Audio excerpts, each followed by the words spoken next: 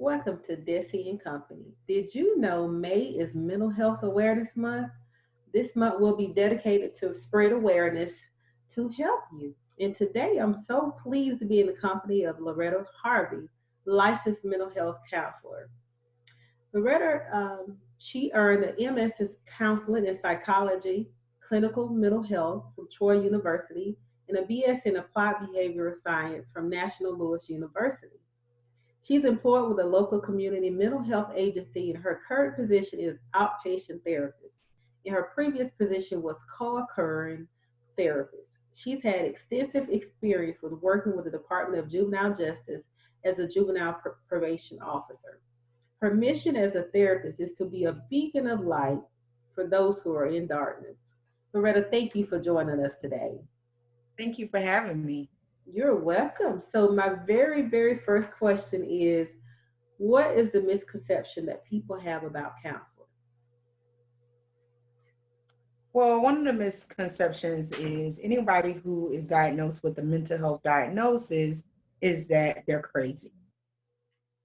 They're not crazy. They're no different from someone who has um, diabetes, uh, cancer.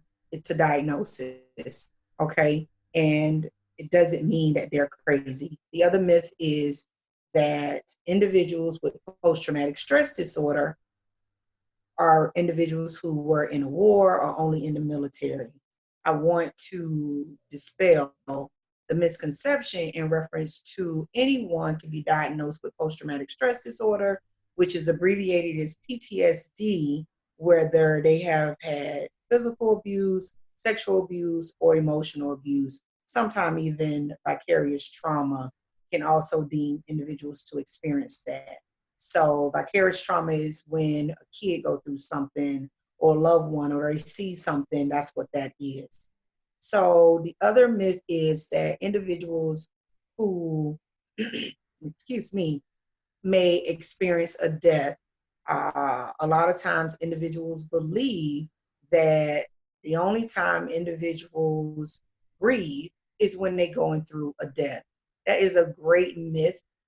Anyone can go through what we call the 7 stages of grief, which is definitely a myth that, oh, well, when I lose a job or this pandemic that's going on now, that, oh, I can experience stages of grief. Stages of grief include sadness, depression, anxiety, blame, guilt, shame, bargaining. All those are stages of grief that one experience when there's a traumatic change in your daily, your day, not excuse me, not daily, but day to day situations that occur. A kid goes to college, um, individual go through a divorce, an individual have, let's see, they retire, they're getting older. Individuals may experience stages of grief. Thank you. So, when should one seek counseling? Let's see, one should seek counseling when their day-to-day activities are being challenged. They begin to isolate themselves from their daily activities. They find themselves being more anxious, moody, agitated, not being who they know they are or their natural self. Then one may deem to seek services, or a significant emotion event occurs and they find themselves being aggravated. They find themselves having intrusive thoughts in reference to the situation. Then those individuals may want to seek therapy services, counseling. Thank you very much. So, what should one expect during counseling? So one should expect homework. Let me say this loud and clear. Homework, Word. self-development homework in order for you to recognize some coping skills, some interventions, uh, in order to be able to grow and identify that the way that one might have gotten accustomed to doing things, programmed to doing things, that may not be the only way to do something. So that's one thing you should expect. You should expect to be challenged. you should expect to feel uncomfortable in your therapy session, and you should expect to grow, for sure, grow. Why do you say uncomfortable? I say uncomfortable because of the simple fact you will, sometimes when individuals come from therapy, they're still in a programmed state of mind. They're speaking from their head. And so I, as a therapist, ask you to speak below your heart. And so that means going in areas that you haven't gone in for a while, that may have some emotions that you may not even know that's there, reasons that one may be become very angry and don't recognize that they're becoming angry. One reason why one may implode, why one may avoid themselves. So uncomfortable feelings happen when individuals are challenged, or as I like to say, I become your mirror. Thank you. So, Loretta, why can't relatives request counseling for people over the age of 18? So first and foremost, legally, if the adult is not found incompetent, then the adult themselves has a choice. They pick and choose if they want to go to therapy or not. That's the main reason. It's, you can recommend it to the adult, but the person has to make a decision, because if an individual is forced to go into therapy, it doesn't mean that they're going to participate. It doesn't mean that they're going to do anything to change. Individuals themselves have to recognize that, you know what, something, I could use some assistance. So let me seek help. Because how many of us do what people tell us to do? Not many. Not me. I'm guilty. So, Not many. So the main thing is you can speak to the individual, but the individual have to choose for themselves. thank you very much. So, how long should one seek counseling for an issue? So, if they come to you for a problem, how long should they come? How long should they receive counseling for that issue? So counseling, there is no end date at all. There's no certification in therapy of a certification of completion. How am I to tell you when you've healed? Who am I to tell you when you've healed? Who am I to tell you when you have achieved your overall goal? Because most that come into therapy, they do receive a treatment plan. So they have a goal. So it's something that they're working toward. So it's up to them when they reach it. And there is no one size fits all when it comes to a counselor. So I want to put this out there. If one counselor doesn't fit, doesn't feel right, you don't feel like you're being challenged, you can always seek to see someone else. Thank you very much. Well, how do you know if counseling is working for someone? So I don't know if it's working for them. It's up to them to determine if it's working for them. One thing is for certain, I tell individuals all the time, if you don't do the homework, there may be marginal progress. If you do the homework, you can exceed progress sometimes because of the simple fact you're beginning to challenge yourself and know yourself. So it's up to the individual to determine if they're receiving what they want. I can't tell you what you want. You can only tell yourself that. In conversation in your therapy sessions, I can begin to hear some of the self-sabotaging or self-abuse that you may have had in the beginning of the session, or even negative affirmations, irrational thinking, where what we call thinking errors, the way one spoke or the way one addressed situations, they'll begin to not address situations the same and identify healthier boundaries for those themselves, meaning there are certain things I can control, there are certain things I can't control, and they'll begin to identify what they can control and what they can, what they want to put their energy toward. And sometimes, a lot of time, they find out how they're creating their own anxiety and depression from associating with situations that's not their problem. Thank you. So tell me this then, Loretta, as you counsel others, when do you think group counseling is needed when confronting certain family issues and why? So group counseling, I'm not a group counselor for one. However, I have participated in group counseling. It's been years since I've ran group counseling. However, group counseling is definitely beneficial for certain situations such as marital, where there's a breakdown of communication, individuals are not feeling heard, or family dynamics where families don't identify their roles and what they're playing in the family dynamic. So a family therapist could help them identify in order to learn how to communicate more effectively and respectfully with each other. Thank you. Sometimes people are afraid to let others know they are seeing a counselor because they don't want to be called crazy. So, what can be said or done to dispel the stigma about counseling? So first thing is we all need help or we all need guidance at some point in our life. And the main thing is I want the individual first to know that they would benefit from telling themselves the truth and dispel their own stigmas, their own um, self shame, self abuse, in reference to allow themselves to receive self growth. So, first thing first is the individual would need to look within themselves and see how they're judging themselves, what expectations they have of themselves before you look outward. But for whatever reason, most humans look outward because they don't want to look within.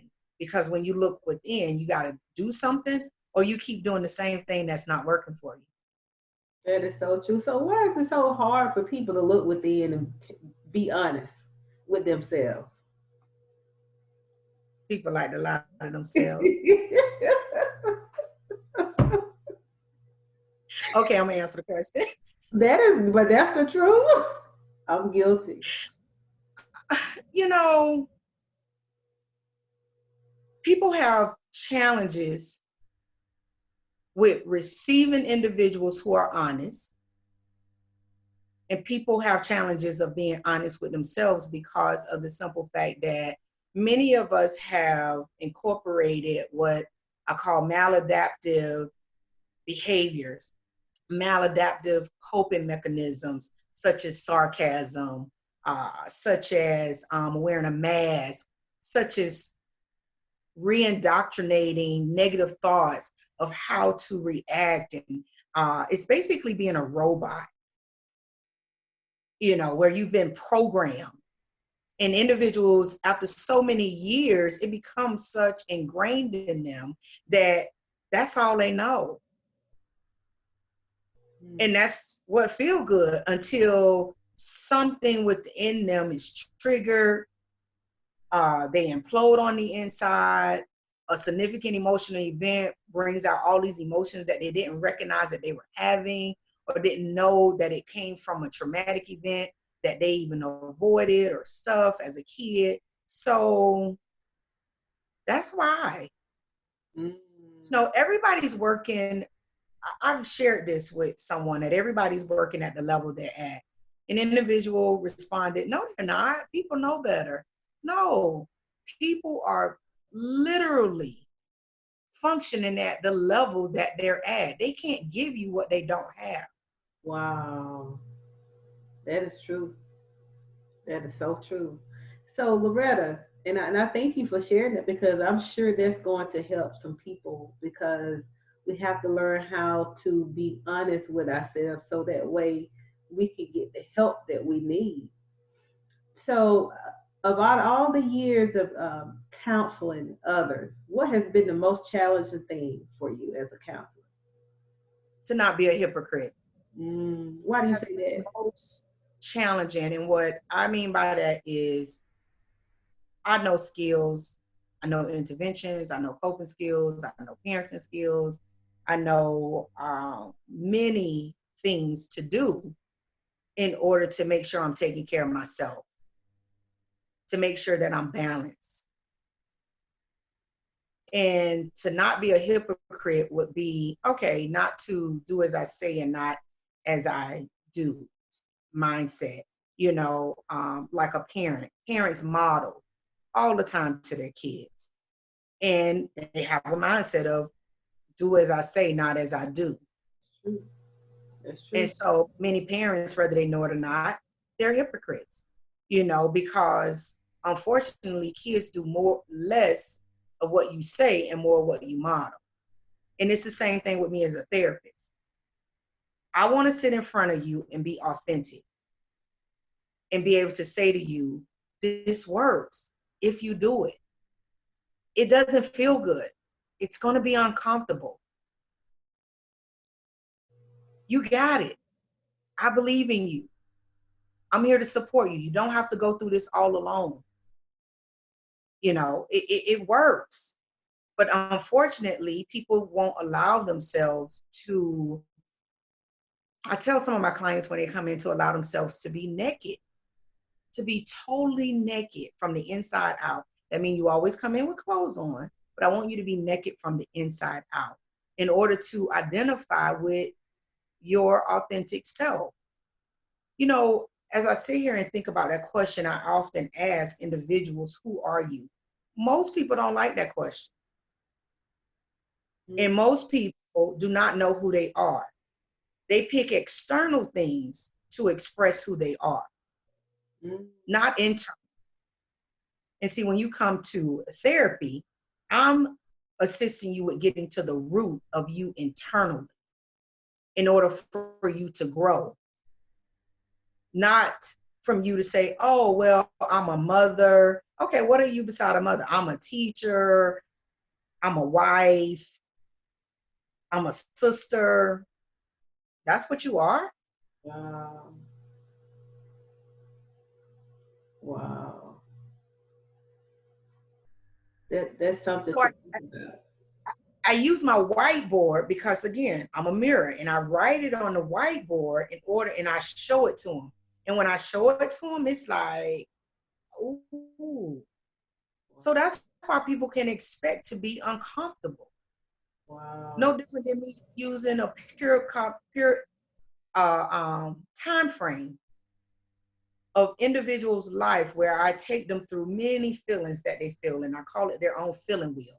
And so individuals have a chance to see, okay, wait a minute, when did this start? Wow, I started feeling this way and having this emotion when I was 6 years old.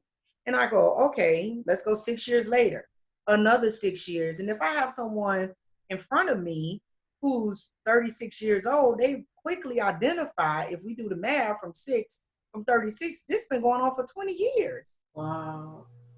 That's a lot of work. It is. That's a lot of unlearning from ways one has been conditioned. A lot. And people shy away from wanting to do the work. So people lie because it can be quite scary. You touched on a lot, and people lie to themselves. I've been guilty of that. I know there have been times when people ask me how I felt about something. It could have been after a situation.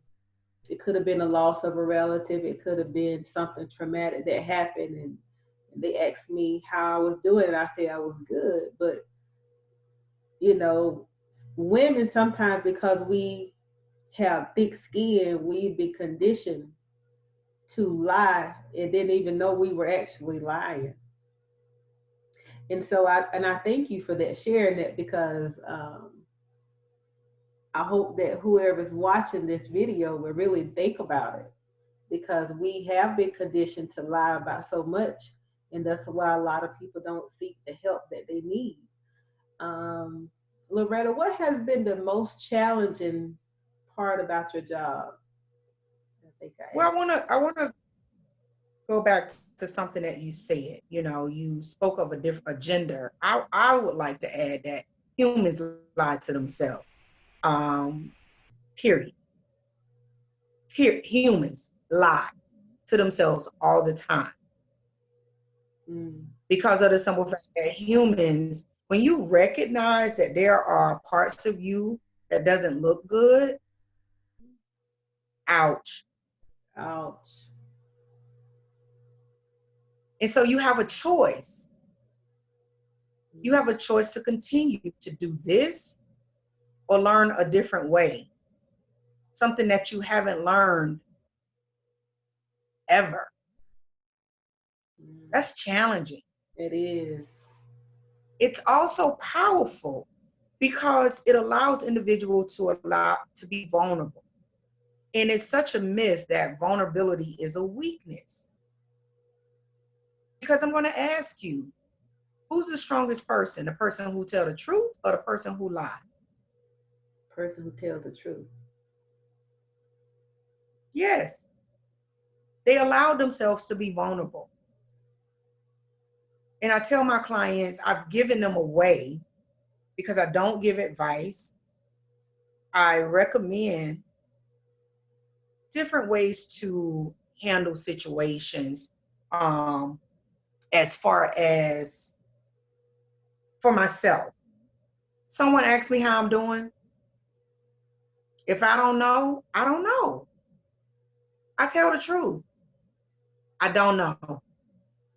If my head is hurting, I don't lie to myself and say, oh, I'm fine, and my head is pounding. You know what?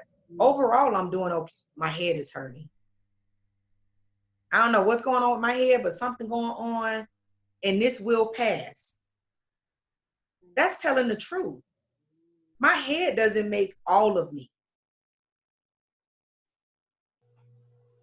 It doesn't take over all of me. Right. And generally, the people who are really close to you, they know when you're lying, anyways. Is that right? Is it really up to them to know, or should you know? Oh, come on. Oh, honey, put me in my place. That's true. Put me in my place, honey. Oh, wow. Should you That know was yourself? Should you know yourself to know? Should you know yourself to know? mm, wow. That was, I mean, So that was it's up to powerful. the I'm individual. speechless. You know, because you can ask somebody a question, and a lot of people will tell you more about an individual. If I ask you who was a relative of yours or a kid of yours, you can tell me everything about them. But if I ask about you, most humans That's true. can't answer it. That's true. That is so true. So where is your focus? Mm, that is so true. And those of you who are watching, what is your focus? And thank you so much, Loretta, for sharing because I'm actually speechless right now. I'm really thinking about everything that she has said because she has really helped me in ways tonight that she don't even know, and I'm sure she's helped you too. So as we're about to conclude our show for this evening, Loretta, what closing thoughts or remarks would you like to share with the audience before we end the show? Well, first I want to make sure I answered your last question because I stopped you. You said, did you ask me the question you wanted to Oh, ask yes. me? So yes, and I realized I was asking that question again because again, you just really got me speechless deep in thought. I was asking you what was the most challenging thing about your job, and you had already mentioned is not being a hypocrite. And so I made a mistake and asked again because again, I was in the moment. I'm still just kind of allowing everything to digest that you said tonight because again it really helped me and I'm sure the people who will be watching this will help them in so many ways because again what I've got from this is that I know this I've recently discovered this because during this pandemic it has really allowed me to really face a lot of different things that I suppressed for so long, and now I'm confronted with some things that I needed to deal with that I thought I was over, and so because I lied to myself so many times that and conditioned myself to think oh, I'm good because I am a strong woman, but it's okay not to be strong all the time, and it's okay not to be all right. So that's what you helped me with today and I'm sure that the different people who are watching, they're going to get something from this and realize some things about themselves too. So I want to just thank you for being on the show today, because you are indeed a blessing. Thank you for being on the front line. Thank you for all you've done and that you continue to do to help people realize so much about themselves. And so, but anyways, any closing thoughts that you care to share today? And I'm just so appreciative for you, because again, for you taking time out of your busy schedule to come and share with us.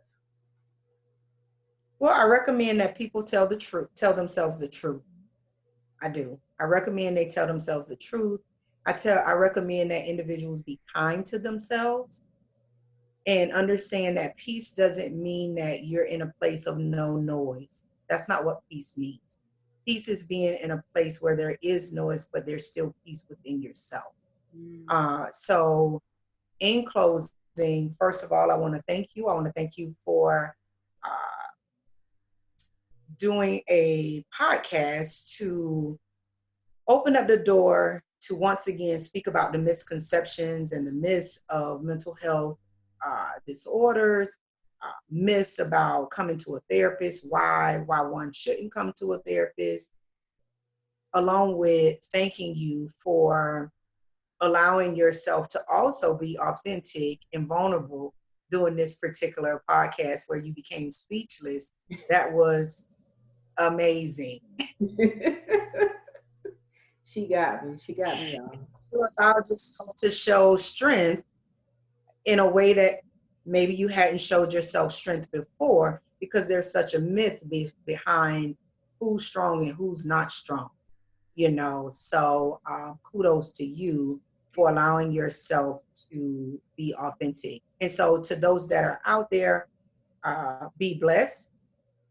And I recommend that you allow yourself, I don't know who wrote this, but I've coined it as my own, but it's not my own.